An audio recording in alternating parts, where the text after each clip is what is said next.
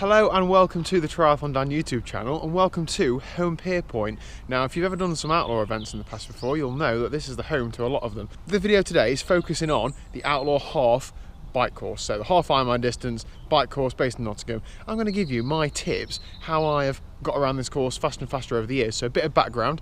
I think I've done this event 5 times now. When I first did it, my bike split was 2:55, and then last year my bike split was 2:18, and it was the 6th fastest on the day. So I figured that I can try and share some of that knowledge with you guys so that you can have the best bike split possible without particularly putting in much more effort. Now, disclaimer, this does not replace like an event briefing, or this is in no way like a safety instructions. I'm going to try and point out some key parts on the course, places where you can make up time, places to be cautious of, but please go to the event briefing. Don't say I'll be okay because I've watched TriathlonDan's video, because I haven't got any money, so it's useless suing me. So you'll notice this bit, if you know this area, this is transition. So you'll swim, splash, splash, splash, get out around here somewhere, and then depending on what your number is, you'll be around here somewhere to get transition.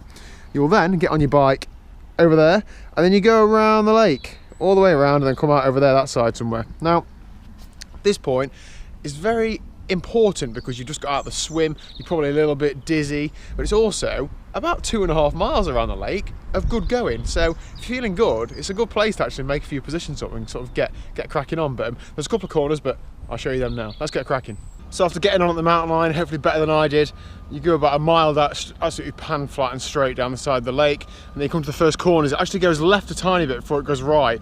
Depends how fast you're going, depends if you're from the aero bars or not, but for me, I sort of lift off the gas on the left-hand bend, freewheel for a few seconds, and then start pedaling on the right-hand bend, on the first bend. And the second bend, it's ever so slightly uphill, just scrubs a bit of speed off, so I find that I can just keep pedaling throughout the second bend. But depends how fast you're going, you're probably best erring on the side of caution. Don't be afraid during this bit though, if you're passing people, just give them a shout. You know, on your right, it's much better to have a shout and them know you're there, rather than not know you're there, have a little bit of a wobble and potentially end up back in the lake. You're done in there, you need to get on the bike now.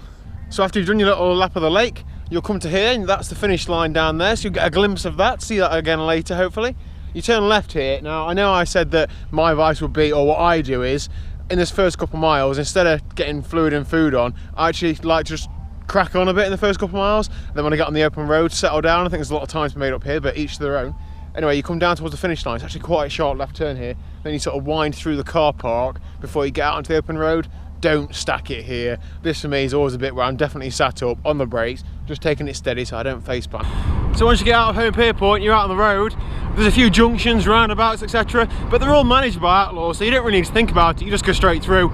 All that you sort of coned off from the traffic lights managed, so just fly straight through. Obviously be aware of traffic, but head down, crack on. This is the point where I start taking on fluid and food. You've had the first 3 or 4 miles just to get that bit of excitement out of your system, and then you start settling down into the long tempo effort, then start fueling. So I'm not going to point out absolutely every corner and every little hazard because I'll be out here all bloody day and I'm already hungry. But about 6.5 miles you turn left, that's off the main road in Nottingham, and then it's a bit windy. There's some corners where you need to lift off and perhaps dab the brakes, some corners where you can keep it pinned, but just keep your eyes open, look ahead, look for the apex of the corner, see how twisty it is. What I tend to do is have the route on my Wahoo on the aero bars so I can see how sharp the corners are coming up. And then about 7.5 miles, there is a sharp left turn at the bottom of a hill on a mini roundabout, and that's the first actual little climb up. So it's not very long, it's not very steep, but it is enough to make you sit up and think, oh, this is a little climb. And then for the next few miles, it is up and down. Again, nothing steep, nothing hard, but the downhills are fast and the uphills are a fair bit slower, obviously. Now, how I ride this in order to ride the fastest bike split I can, I do it a bit like intervals, so up the hill I'm pressing on more, and down the hill I'm recovering. Now you might do that naturally anyway, but I physically make an effort to do so because that's the fastest way to ride. Mathematically, if you spend the least amount of time possible going slowly, then you'll have a higher average speed. So within your physical parameters, obviously don't bury yourself getting up the hills, but I probably push on to around threshold up the little climbs, and then recover probably low, mid-zone 2 down the hills if I can even touch the gear. Sometimes it's so fast. So this is probably the toughest terrain on the course. This is the hill up into Oxton. It's called Oxton Bank. I'm going to put it on screen now. I've rode it at similar power to what I ride at a race day, so probably between 350 and 370 watts, which is about threshold for me. Towards the top it does get quite steep, and I'd sort of nudge over 400 just to keep moving, especially on today's gear. I've not got very low first gear. But yeah, so this bit for me is all about just not digging too deep, but as I mentioned earlier, shut up. As I mentioned earlier, not going too slow for too long, so still pressing on. Now when you get to the top, Hopefully I've left this on screen how fast I went up there at about 350 watts. I'm about 83, 84 kilos at the minute. I've got the road bike with a bottle of fluid on, so if that gives you any sort of idea as to how long to expect it to take you, then I hope that helps. So from the top of this hill now, there's two ways to do this. I'm stood in a lay-by, which is normally the first feed station, which is about 20 miles in. Now, in some years, I've eased off at the top, picked a bottle up, got something to eat down me, and then cruised down the hill. Last year when I had my best bike split, I didn't do that. I got to the top and I kicked on. I probably dug in for about 20 or 30 seconds over the top of the hill, got some speed up, and then recovered a bit down the hill. Now, the next sort of 3 miles, this is the favourite bit of the course for me. You have to be careful though. The year before last, there was a gentleman who was unfortunately came off his bike at some point down this hill and he sustained life-changing injuries. So you've got to remember, you've got to stay, you know, you've got to finish first, you've got to finish, haven't you? So within the safety parameters, you can get a good lick on down this hill.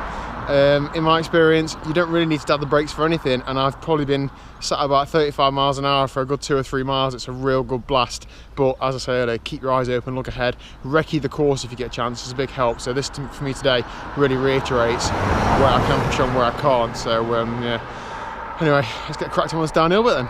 So hopefully you've used that descent to recover a bit, because shortly after that there's a sharp right hand turn, then there's the only place where you potentially have to stop on course. There's a pedestrian crossing there. If somebody's there, press the button, then you've got to stop. But I think they have a marshal there to sort of hope people don't come across. But I've never had to stop in the sort of 5 years I've done it, so I won't worry about it too much. After that, there are a couple of risers, nothing too major, but it is little ring stuff, so it's down to sort of slow speed for a little while. Again, same method, I try and press on here a bit, hoping that I've recovered down that hill. The wind wasn't with us today for very fast riding, but it's better than nothing. So the second rise is up to a place called Brackenhurst College. Here's a fun fact, Triathlon Liz, I know she had studied here, she attended here for a couple of years. I'm not sure if she did any studying or not. Yeah, fun fact for you anyway. So we're up now about 25 miles in, nearly halfway. Let's go. So after those little rises, unfortunately, if you've not brought enough food or fluid with you, you can't stop at a petrol station, cheers, and refuel. Back onto the main road that we came out of Nottingham on. It's basically just a power to drag competition, isn't it? So just get your head down, power on, and then back down to the southern loop. So I'll see you there. So the southern loop, this is where I think the difference will be made. If you've paced it well, you'll enjoy this part. You'll see competitors coming the opposite way to you. Give them a wave, flick them the finger, do whatever you want. Don't do whatever you want, stick to the rules. So coming to Colston, 3 or 4 miles into the southern loop, is quite twisty. Depends which way the wind's blowing as to how fast you were going, but generally you can just ease off and you'll be okay, but you know, ride as safe as you need to. I'm just going to draw your attention to this junction. So we've gone through the twisty bits in Colston. From the beginning of the southern loop that way, you'll come around this way, go and do a loop around there, then come back up here, and then you'll turn right back up this way. There's very often a marshal stood there, so you can't cross this centre line here. That makes the corner quite sharp, and a lot of people overshoot and end up going into the ditch to the side, or you know, clipping the marshal on the inside. Not ideal, so just exercise a bit of caution. I'll probably just mention road surfaces at this point as well. We're in the UK. These surfaces aren't great, and on the course the surfaces aren't great.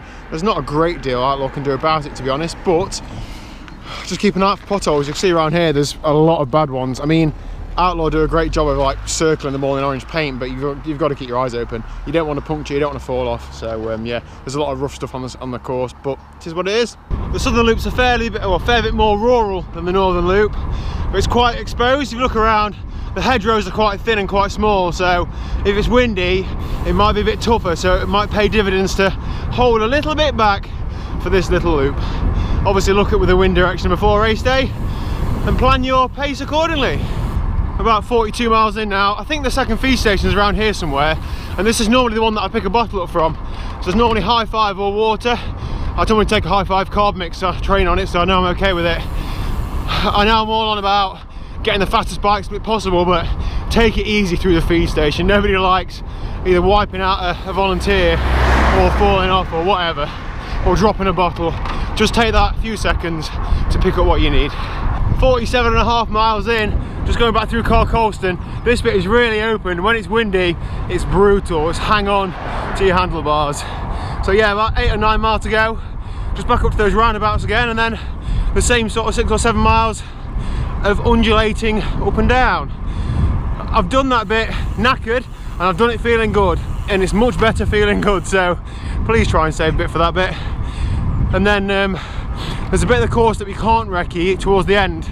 It's on private land, but it's basically a gravel track. It's not much to write home about. You just have to take it easy and try and not get a puncture. It essentially goes down somebody's driveway, but it's a long story from Outlaw, but essentially it's never going to be tarmac, so it is what it is. In terms of distance, when it gets rough, I'm on about 54.5 miles. I'm just coming up to it now. On this last bit of tarmac, I'll probably think about getting the last bit of fluid and food on. Just give myself a few minutes for it to digest before I start running. And you can pretty much say bye to any bottles you've got at this point, because you'll probably lose them. That's worthwhile noting. Make sure you've got secure bottle storage on your bike. This course will shake them out. So let's just see how far we can get on this gravel bit. Can't remember exactly where the private... Oh, okay, here we go. So on race day, you'll go right here into that guy's house and go past the front of his house. I assume he likes triathlon. But today we're going straight down there because we can't get down there because that's his house. So then you actually come out here of Home Pier Point Hall like this path. It's not actually too bad there. The bit I've just been down is worse, so actually I take all the slagging off I've done back. The bit that sends us down is better than the other option, so what can you do? So when you get out of the gravel section, you've got about a mile on tarmac, flat, back into transition. And a lot of people use this time to spin the legs around, think about the run, freshen up a little bit. I don't. I made, I think, 4 or 5 places in this 1 mile last year, just because people are messing around, spinning the legs around, taking their feet out of the shoes about a mile away from transition. I just got my head down. You know, it's still in the race, still on the bike leg. So I just treat this as if it's still part of the course and crack on. And that's it. You turn right back into Home Pier Point Country Park. If you miss the green sign and all the people stood there clapping, then well, it's your own fault. Then you come over this hill, back into transition. Stick your trainers on, run a half marathon. Job done. And no, I'm not going to continue and recce the run course for you. Anyway, I really hope that's helped. Learning the course for me has really helped me over the last few years. So if you're taking anything away from that, that's helped you, you're welcome. Feel free to share it with friends, family, anyone else you know who's doing Outlaw. You know, let me know down below if it's been of any help. I think I might do, if this goes down well, do the same sort of thing for the Holcombe course and the Outlaw X course. The Outlaw X course is very local to me, and the Holcombe course, I'm going down in a few weeks for a social event, and then actually doing the Holcombe relay with Liz. So got opportunity to wreck the bike course as well. So that is it. If you haven't already, click that subscribe button down below. Hopefully there's going to be a lot of triathlon related action this year, particularly at Outlaw events. So look forward to seeing you there.